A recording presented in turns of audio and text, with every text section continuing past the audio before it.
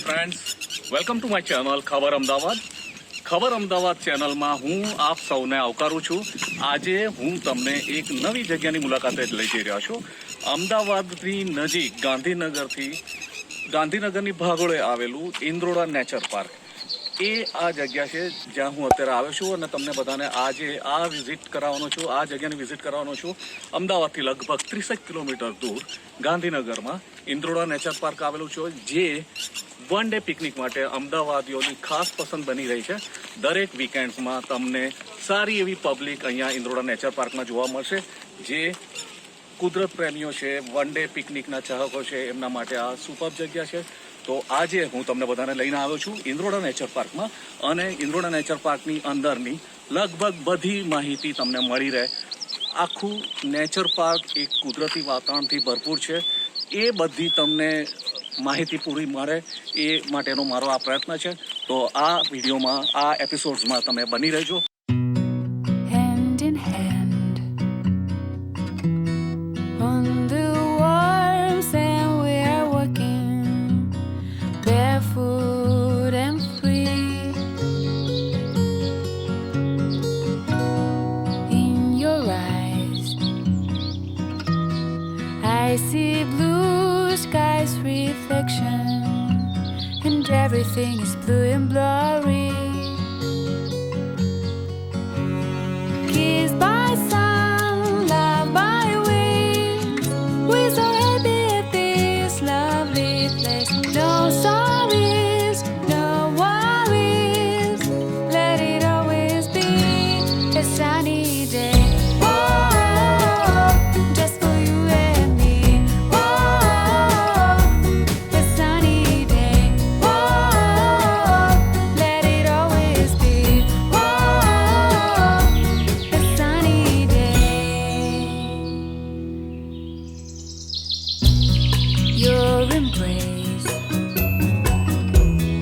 and your smiling face are making every moment miraculous.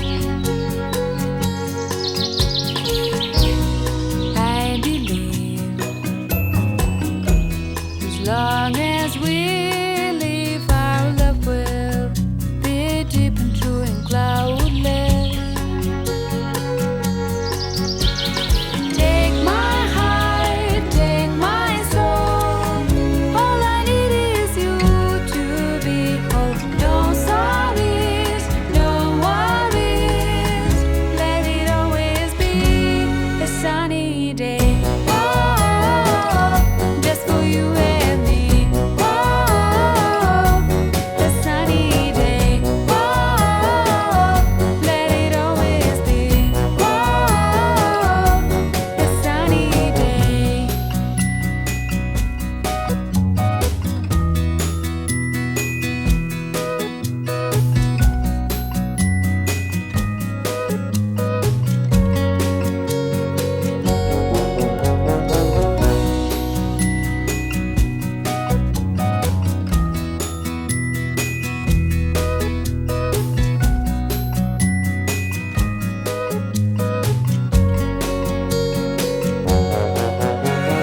Take my heart, take my soul. All I need is you to be whole. No sorries, no worries. Let it always be a sunny day. Whoa, just for you and me. Just for you and me. A sunny day. Whoa, let it always be. Let it always be a sunny day. Whoa, just for you and me. Just for you and me. A sunny day. Whoa, let it always be. A sunny day.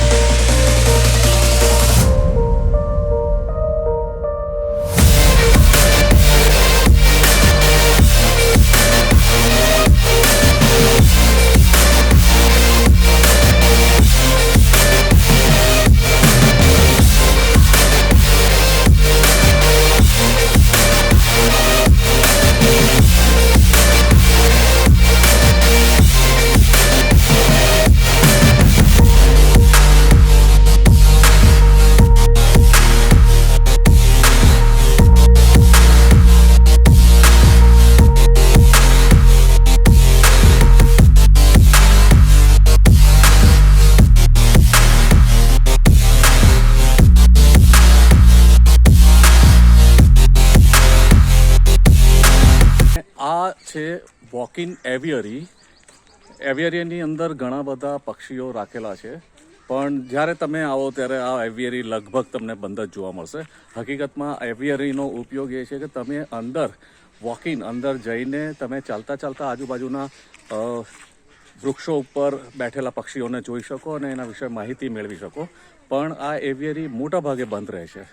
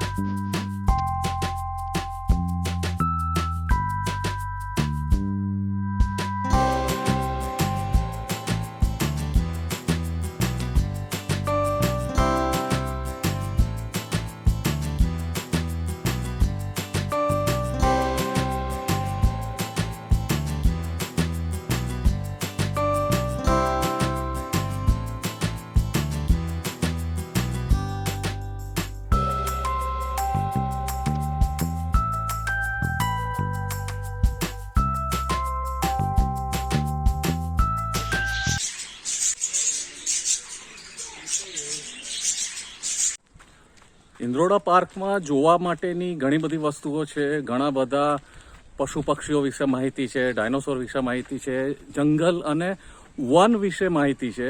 એક વસ્તુ ખટકે કે ક્યાંય પીવાના પાણીની વ્યવસ્થા નથી.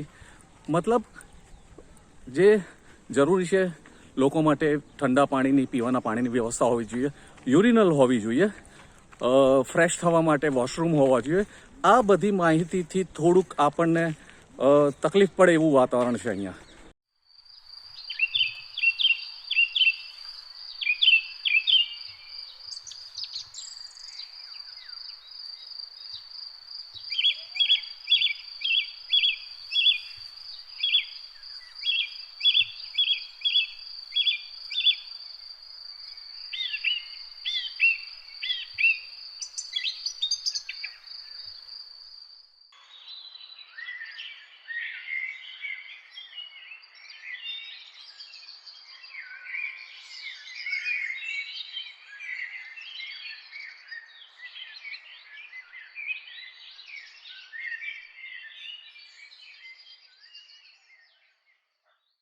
પોણા ભાગનું ઇન્દ્રોડા નેચર પાર્ક ફરી લો ત્યારે તમને આખરે પાણીની પરબ જોવા મળશે.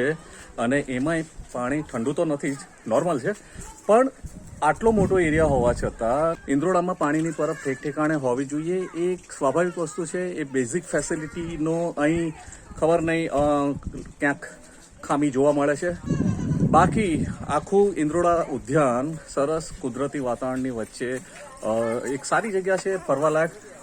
પાણી પીવાની વ્યવસ્થા જનરલી જે કહેવાય એ ઘણી ઓછી છે.